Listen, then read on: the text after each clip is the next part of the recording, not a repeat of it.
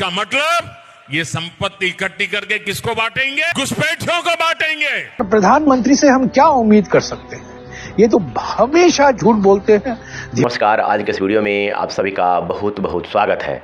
आज के भारत की राजनीति को देखेंगे तो हमारे देश की राजनीति एक मायावी शक्ति से सनापटा है, घिरा हुआ है। तो चलिए इस बात को हम लोग खोज करते हैं। हिंदू धर्म के धार्मिक ग्रंथों जैसे रामायण आदि के पन्नों को पढ़ेंगे और समझेंगे तो आपको मायावी शक्ति से मुलाकात होगी। मायावी शक्ति मतलब इसमें झूठ, फरेब, धोखा और भ्रम आदि गुणों से ये युक्त होता है। मानवता, इंसानियत, माफ़ी, हमदर्दी, जनता के कल्याणकारी सोच, सम्मान, न्याय आदि से मायावी शक्ति का दूर दूर तक रिश्ता नहीं होता। ये मायावी शक्ति हर हाल में किसी तरह सत्ता पाना चाहता है और जनता पर शासन करना चाहता है। क्या आपकी मेहनत की कमाई का पैसा घुसपैठियों को दिया जाएगा? आपको मंजूर है ये कांग्रेस का मैनिफेस्टो कह रहा है। इस मायावी शक्ति का स्वामी, जिसे रामायण में रावण नाम दिया गया है, से आपको सामना होगा। रावण अपनी मायावी शक्ति से सत्ता हासिल करते हैं और उस जनता पर शासन करते हैं मायावी शक्ति के द्वारा। ये अपनी मायावी शक्ति मतलब छल, कपट, धोखा, भ्रम, झूठ की राजनीति होता है। इनके मायावी शक्ति में के बल पर लोगों पर शासन करते हैं। इस मायावी सत्ता के विरोध में आम जनता से लेकर इनके शासन के उच्च अधिकारी तक सभी इनके विरोध में नहीं बोल पाते हैं। बोलने की औकात खो चुके होते हैं। कि वो माताओं बहनों का सोने का हिसाब करेंगे, उसकी जड़ती करेंगे, जानकारी लेंगे और फिर उस संपत्ति को बांट देंगे। कि आज की राजनीति उसी रावणीय मायावी शक्ति का शिकार हो चुकी है। लोग मायावी शक्ति में गिरफ्तार हो चुके हैं। उस मायावी शक्ति का मालिक आज के डेट में देखेंगे तो बीजेपी नेता नरेंद्र मोदी जी हैं। नरेंद्र मोदी के विरोध में आज भारत के किसी को बोलने की औकात नहीं है। आम जनता से लेकर उच्च अधिकारी, संवैधानिक संस्थाओं को भी मोदी के विरोध में बोलने की ताकत नहीं है। बोलने की ताकत ये सभी खो चुके हैं। जो मोदी जो बोलते हैं वो सत्य माना जा रहा है और जो करते हैं वो भी सही माना जाता है। इनके किसी काम या निर्णय का कोई भी आलोचना नहीं करता। और उनको बांटेंगे जिनको मनमोहन सिंह जी की सरकार ने कहा था कि संपत्ति पर पहला अधिकार मुसलमानों का है। मोदी के इन मायावी शक्ति को हम लोग और क्लियर करते हैं। मोदी मायावी शक्ति के स्वामी कैसे हैं?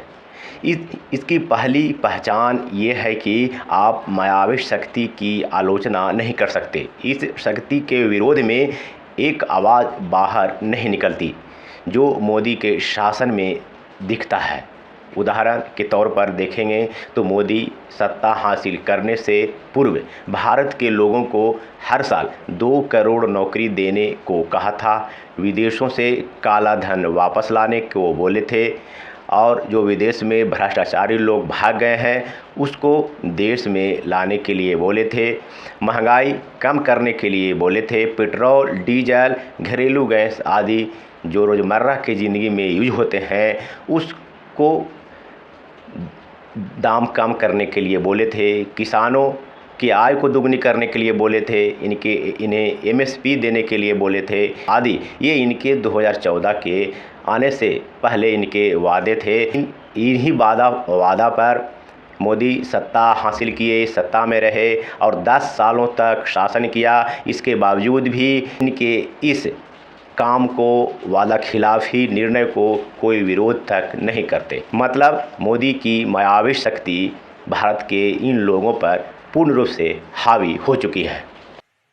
भाइयों बहनों, ये अर्बन नक्सल की सोच, मेरी माताओं बहनों, ये आपका मंगलसूत्र भी बचने नहीं देंगे। इसकी दूसरी और आखिरी पहचान ये है कि मायावी शक्ति के विरोध में बोलने वालों को कैद कर लिया जाता है। ऐसे लोगों पर जुल्म ढाए जाते हैं। मायावी शक्ति के विरोध करने वालों को पूर्ण रूप से दमन करने का प्रयास मायावी शक्ति के शासन में किया जाता है।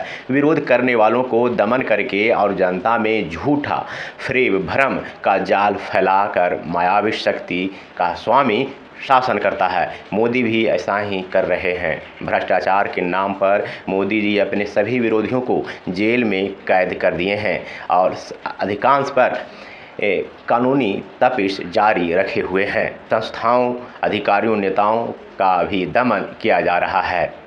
आज भारत के अधिकांश विपक्षी नेता जो मोदी के विरोध में बोलते हैं, उनको मोदी दमन करते जा रहे हैं और जनता को बता रहे हैं कि ये लोग भ्रष्टाचारी हैं, इसलिए इन्हें दमन करना ज़रूरी है। लगभग 750 किसान मार दिए गए और जनता को बताया गया कि ये लोग गलत मांग कर रहे थे, जबकि किसान लोग मायावी मोदी सरकार के विरोध में आंदोलन कर रहे थे, खड़े थे। ऐसे ही मायावी रावण भी, जिसका जिक्र रामायण में किया गया है। प्रधानमंत्री से हम क्या उम्मीद कर सकते हैं?